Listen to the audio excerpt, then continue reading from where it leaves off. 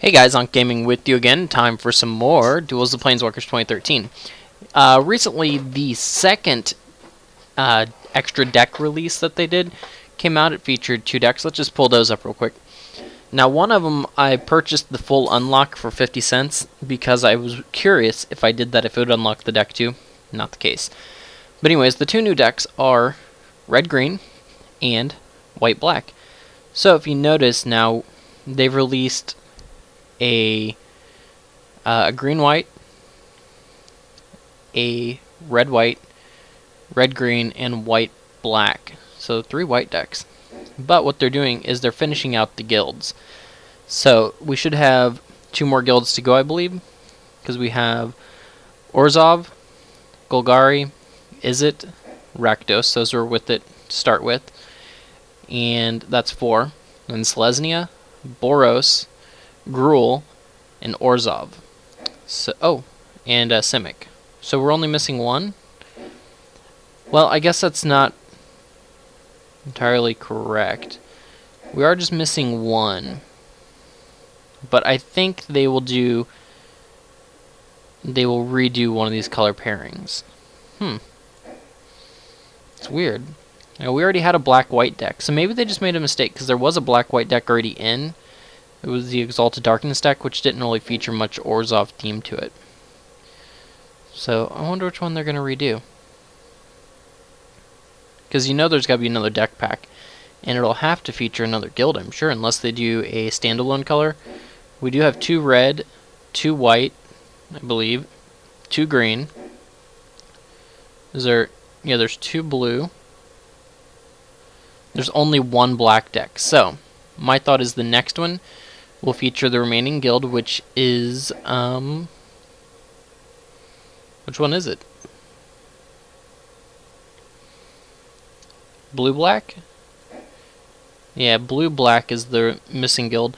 Now, the weird part about that is, though, is if they do blue-black, they can't release another black deck, I would really think. Like, that would seem a little weird to release blue-black and a black deck. But I would expect those to be coming. Anyways, let's look at these decks real quick before we get into a match. Where are they? Okay, the Gruul deck. Whoop. So I have unlocked all of it because I purchased it. 50 cents.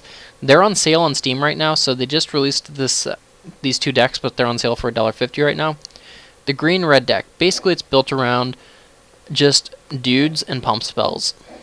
And most of the guys pump themselves in combat or are efficient creatures.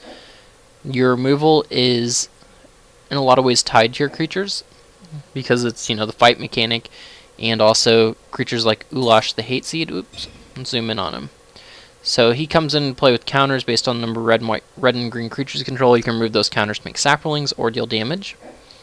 And then same with this Hydra, does a similar thing, which is down here.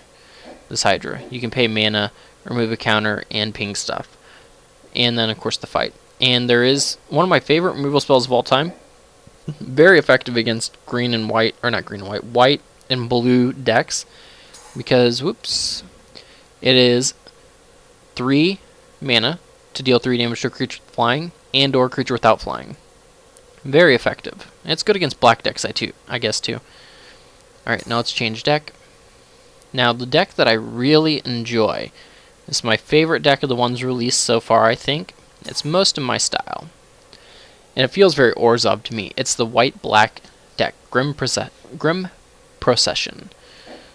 So, it's built around, for the most part, these Doom Travelers are like the worst creature I think they could have chose for your 1-drop. But it's built around having heavy black-white component like most of these dual decks.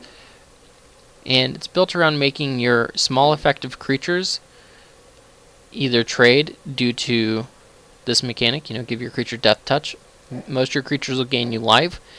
Your main way of victory is siphoning your opponent dead with effects like, Pillar of the Sleepless, which is great. Effective creatures that persist and pump. Unmake, which is just brutal. Creatures like Vampire Nighthawk, Bloodhunter Bats. It's a grind deck. It grinds your opponent into the ground, and it mitigates their damage. So against like a burn deck, you're very effective because you have creatures that gain life and deal damage. So it's hard for a burn deck to erase that because you're doing three things that mess up their plan. You're putting a creature in the way, you're progressing towards your goal of killing your opponent, and you're gaining life. So you're doing everything they don't want you to be doing all at once. And then creatures like this, 3/3 First Strike Vigilance, really shut down aggressive decks. Then you have these bombs like Necromancer's Covenant. I don't really like this card, but comes into play. Exile all creatures from target player's graveyard, then put 2/2 black zombie tokens in the battlefield for each creature exiled this way. Your zombies have lifelink. There's not really many zombies in the deck, though. And Debtor's Knell. It doesn't really combo with the other one that well, but beginning of your upkeep, return target creature from any graveyard onto the battlefield under your control. Great multiplayer card. Costs 7 mana, but it's just excellent. The cards you unlock for this deck are actually almost all awesome. Tainted Signal's probably the worst card that you can unlock out of all of them. Like, literally, the cards you unlock are awesome. This Blood Arbiter guy, don't even know what he does. It costs 7 mana. He looks like a boss. He's got flying lifelink and does stuff. That's all I know. But you get, like, Reanimate. Sigil of the Divine, or Edge of the Divinity, I mean. Why did I think? Whatever.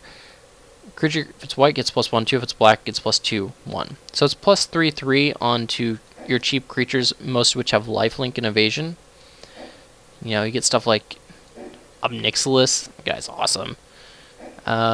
Terminate, or Vindicate, I mean. Castigate. Okay, maybe Castigate's. No, Castigate's still not the worst card you get. Just lots of super cool cards. Very fun stuff. And it's excellent multiplayer and single player cards. So let's give the deck a run. I'm going to play just a random custom here. Free for all. Plane Chase, this deck would be a very strong Plane Chase deck too, because it has the ability to come back from basically any plane. I'm going to give this a spin, see what we get. Active War.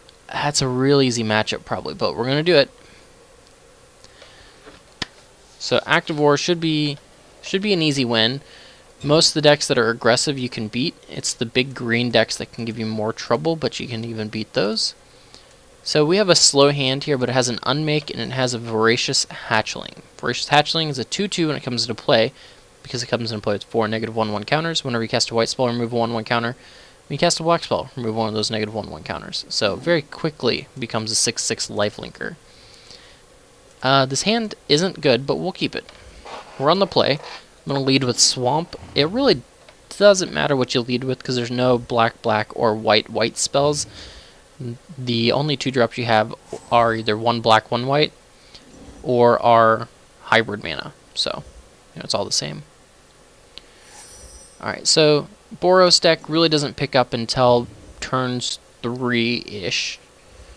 So, we should be pretty good. We drew a land, so that means we'll definitely get to cast our Voracious Hatchling. It's pretty good. It'll probably get lightning bolted, bolted or killed in some way, but that's okay.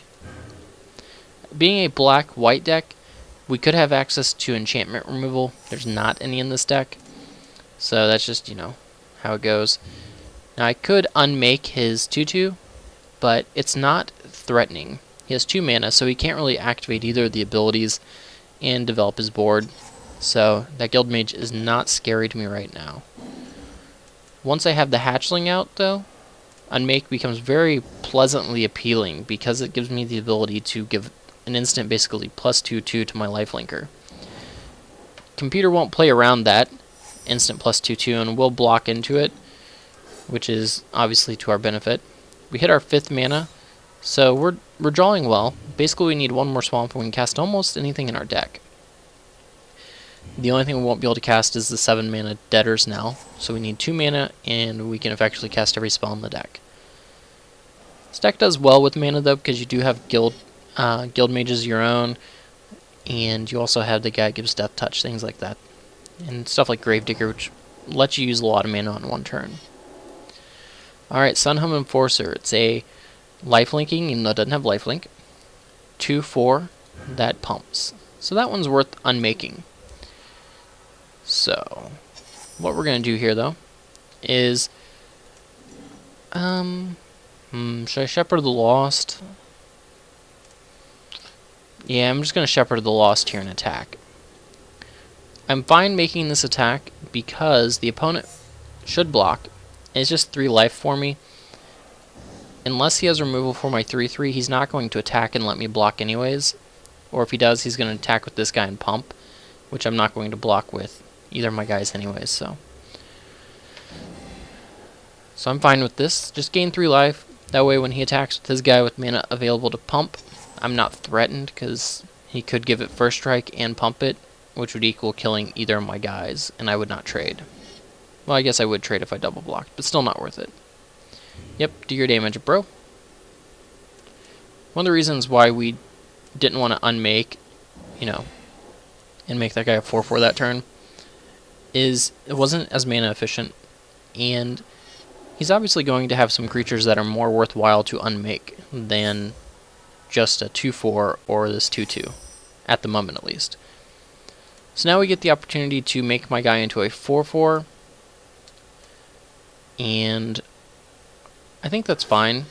If he goes to double block, I will unmake his 2/4 and get super value town on him, essentially wiping his board and gaining 6 life. Pretty good value.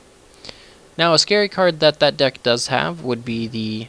Alright, so he went for it. So this is Blowout City. But the Boros deck does have the Flames. What's it called? Righteous Flame? I don't know. But basically it's the one that will let him do damage to a creature and each creature that shares a color with it. As it stands though, my 6/6 is looking very pretty. I don't know what the Boros deck has that deals with it. I don't know if it has pacifism or anything like that. Maybe Fate's Fetters? But yeah, the 6/6 is a beating. And see how quickly he went from being a 4/4 to a 6/6. Basically it took 2 turns. And we drew another unmake. Now this game's looking pretty free. I don't know what the Boros deck has here. It has 5 mana, and it didn't have a spell. So I'm guessing at 6 mana, maybe he's going to cast a 5/4 haste. I think it has that card. So we'll be ready for that with an unmake, though, so no big deal. Most likely, actually, I just take it. Looks like... Okay, so we have a Boros recruit. It's not very good. So guys, let's go ahead and pop this. Not going to wait. Now could I kill him this turn? No, I'd be 1 damage short from killing him. I have 10 damage on the board. What I'm going to do is, I could have cast Gravedigger last turn to make sure I'd kill him. Honestly, I don't see a point. I should have attacked with my 1/1, because if he blocked that he goes to 1. This was a mistake here. This should have attacked. Should have attacked him. But, whatever. I figured he'd block here, so this would have been a free point of damage otherwise too. But, I mean, he's dead unless he has a spell, so... Alright. Attacks. Notice I have no zombies in place, so... This guy is a horror... Oh no, it's an elemental. I thought it was a horror. A horror. Alright, attacks. No blocks. Victory! See, easy. Now that game was a little easier than normal because the opponent did nothing. So our unlock was a Falconwrath Noble. Whenever it or another creature dies, target player loses a life, you gain a life. Works very well with the theme of this deck, and it has evasion, so it's likely to be able to just attack. And its passive ability of gaining life when stuff dies should help keep you alive. We're going to go ahead and add it to the deck before we call it a video. And... so my current progress to the deck is I'm trying to get these stupid Doom Travelers out of the deck for the most part. They're probably the weakest card in the deck. I do love me some Zealous Persecution. We will unlock some more of them. Until end of turn, creatures you control get +1/1. Your opponent's creatures get -1/1. Occasionally that card breaks out in Legacy. It is a very, very powerful effect. One problem with this deck is it is kind of high on the mana curve. Like... the Guardian Seraph probably is a cut eventually. It's a great card. I really enjoyed that card. It just didn't work in Standard when it was around. But it is a very powerful card. Yeah. These silly Doom Travelers have no synergy with the deck at all, though, being human soldiers. They need to be spirits or zombies, and they're neither. So we're cutting those slowly. We don't need early turn drops in the deck. As is. So, we're just going to cut those guys. So that's it, guys. Thanks for watching. I'll probably come back and play the green-red deck later, and maybe once I've played a few more games of this deck and unlock more cards, I'll show it off again. Thanks for watching, guys. Ankhgaming out.